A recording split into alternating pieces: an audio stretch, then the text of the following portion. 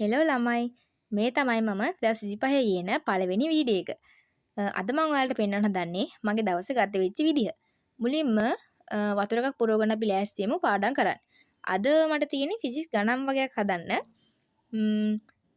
තරල ගති විද්‍යාව ගණන් වගයක් තමයි මම දැන් මේ හදන්නේ. ඒත් එකම උදේ කෑමත් මම ගන්නවා. ඊට පස්සේ අපි ආයෙත් වැඩ පටන් ගමු.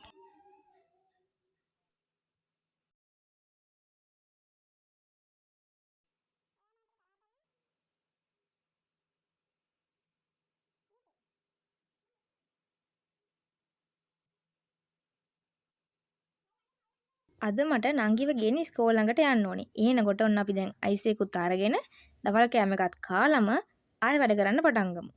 දැනුත් මම මේ ෆිසික්ස් ගණන් වගයක් තමයි හදන්නේ.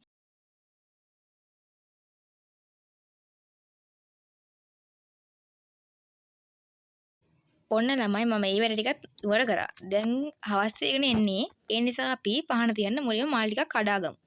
මේ මල් ගහ ළමයි මම්ම හිටවපු ගහක්. දැන් ඉතින් ඒකේ මල් පිපිලා තියෙන්නේ.